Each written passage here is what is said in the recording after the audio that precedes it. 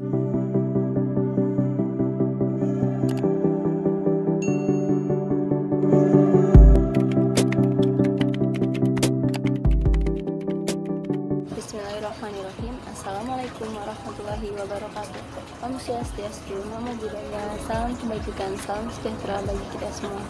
Perkenalkan, nama saya Siva Fadila Aulia Hasna dari program studi Ilmu Keperawatan Fakultas Ilmu Kesehatan.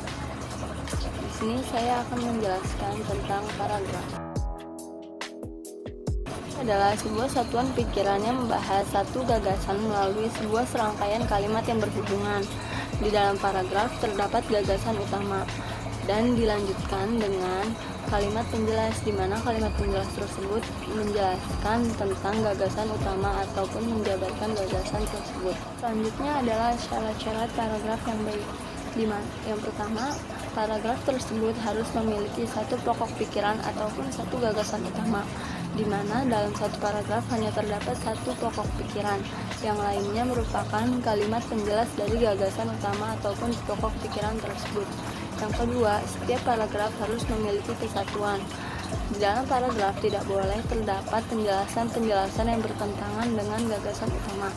Yang ketiga, setiap paragraf harus memiliki koherensi dan kesinambungan agar terdapat pengembangan yang baik di dalam sebuah paragraf, dan paragraf tersebut dapat menyampaikan tujuannya dengan baik. Selanjutnya adalah struktur paragraf. Struktur paragraf terbagi menjadi 3, yaitu alinea pembuka, alinea isi, dan alinea penutup. Alinea pembuka. Alinea pembuka adalah alinea yang diletakkan di awal tulisan. Berdasarkan letaknya, kita dapat mengetahui bahwa alinea pembuka ditujukan sebagai kata pengantar gagasan utama oleh sang penulis. Nah, oleh karena itu, alinea pembuka ini harus dapat menarik rasa penasaran pembaca. Ibarat kata bahwa alinea pembuka ini seperti etalase yang memikat atau membuat penasaran para pembaca untuk membaca ke halaman selanjutnya. Agar penulisan alinea pembuka terlihat lebih menarik, berikut model-model penulisan alinea pembuka. Yang pertama adalah penulisan dengan model 5W1H, di mana sang penulis memilih salah satu unsur 5W dan 1H untuk diletakkan di depan atau dilebih pentingkan agar dapat menarik sang pembaca. Yang kedua, menggunakan model kisahan, di mana model ini menciptakan suasana yang membuat pembaca terlihat seolah di dalam ceritanya. Nah, model kisahan ini bertujuan untuk agar sang pembaca terbawa suasana suatu peristiwa. Yang ketiga adalah model pertanyaan, yakni menyodorkan pertanyaan yang kreatif yang menggelitik dan merangsang rasa ingin tahu sang pembaca. Yang keempat, menggunakan model kutipan langsung, yakni dengan mengutip secara ringkas pendapat seseorang, baik itu objek tulisan maupun teori ataupun pendapatnya. Yang keempat, model deskriptif, yaitu menghadirkan gambaran suatu keadaan, fakta atau peristiwa dalam pikiran sang pembaca, seolah-olah sang pembaca mengalami peristiwa tersebut.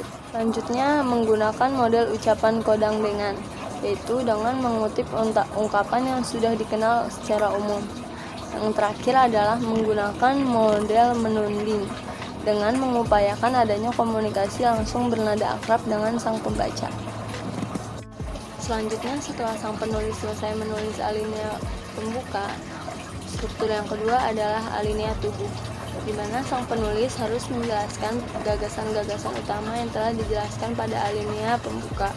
Oleh karena itu, agar sang pembaca tidak merasa bosan atau merasa bingung, maka susunlah alinea tubuh ini dengan kalimat yang pendek, tanpa mengabaikan syarat-syarat paragraf yang baik. Struktur yang selanjutnya adalah alinea penutup, yang terletak pada bagian akhir atau bagian simpulan yang fungsi utamanya untuk menyimpulkan tulisan. Nah, karena ini bagian simpulan, maka sang penulis diharapkan untuk menulis atau menyusun kalimatnya dengan sedemikian rupa agar sang pembaca merasa terkesan atau merasakan ingin membaca lagi dan lagi. Ini adalah jenis-jenis paragraf dan pola pengembangannya. Jenis-jenis paragraf dan pola perkembangannya itu ada 5. yaitu yang pertama adalah paragraf deduktif. Paragraf deduktif adalah paragraf yang ide pokoknya ataupun gagasan utamanya terletak di awal paragraf, lalu diikuti oleh kalimat-kalimat yang jelas untuk mendukung gagasan utama tersebut. Yang kedua adalah paragraf induktif, yaitu paragraf yang kalimat topiknya terdapat pada bagian akhir.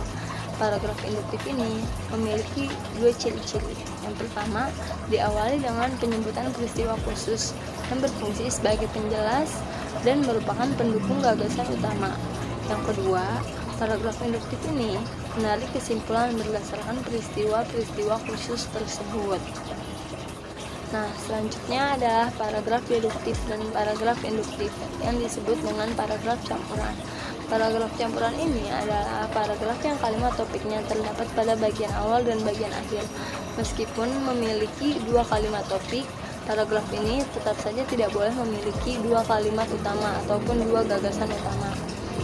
Gagasan utama biasanya terletak di bagian awal dan di bagian akhirnya untuk mempertegas gagasan utama tersebut.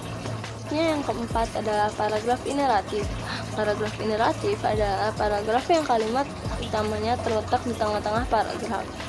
Biasanya paragraf ini diawali dengan kalimat penjelas sebagai pengantar, kemudian diikuti oleh kalimat utama, lalu ditambahkan lagi dengan kalimat-kalimat penjelas untuk mempertegas informasi.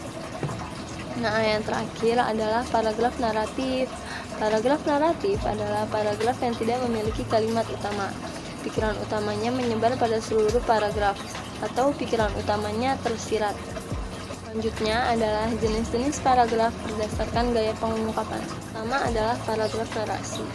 Paragraf yang gaya pengungkapannya bertujuan atau mengisahkan atau menceritakan rangkaian kejadian atau peristiwa, baik peristiwa yang nyata maupun peristiwa atau pengalaman hidup yang rekaan.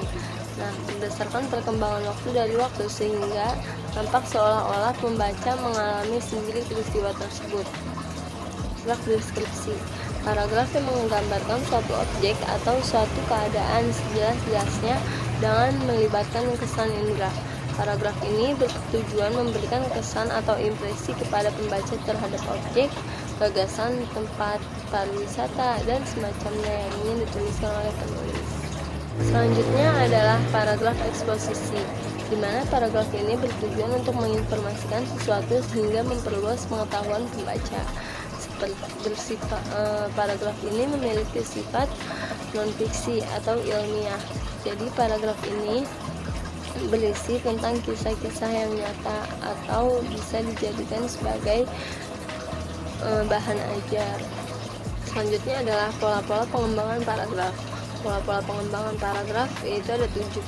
Yang pertama kronologi, yang kedua klasifikasi, yang ketiga definisi, yang keempat analogi, lalu yang kelima adalah pembanding dan pertentangan, yang keenam adalah sebab akibat, dan yang ketujuh contoh. Pola perkembangannya itu yang pertama adalah kronologi. Kronologi ini disusun menurut susunan waktu. Nah, pola ini biasanya digunakan pada paragraf naratif untuk menceritakan sebuah kejadian kepada orang lain.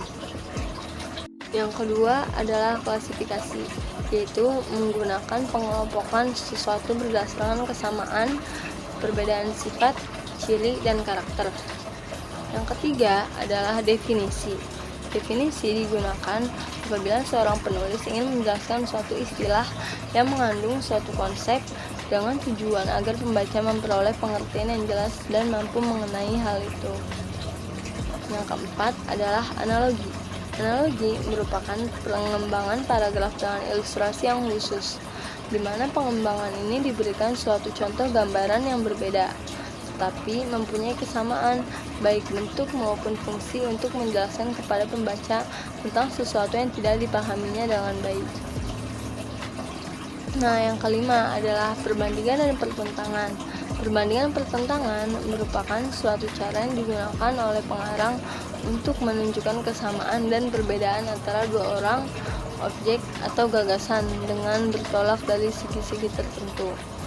Yang keenam adalah sebab akibat, di mana suatu paragraf terdapat sebab dan akibat dari suatu peristiwa. Nah, selanjutnya yang terakhir adalah contoh. Contoh ini digunakan untuk memberikan penjelasan kepada pembaca, dikarenakan gagasan utama dalam topik masih dianggap terlalu umum atau masih kurang jelas menurut sang penulis untuk disajikan kepada sang pembaca. Oleh karena itu, sang penulis diwajibkan memberikan contoh agar sang pembaca mengerti dan memahami apa yang dimaksud dengan penulis. Nah, sekian dari saya penjelasan tentang paragraf. Assalamualaikum warahmatullahi wabarakatuh.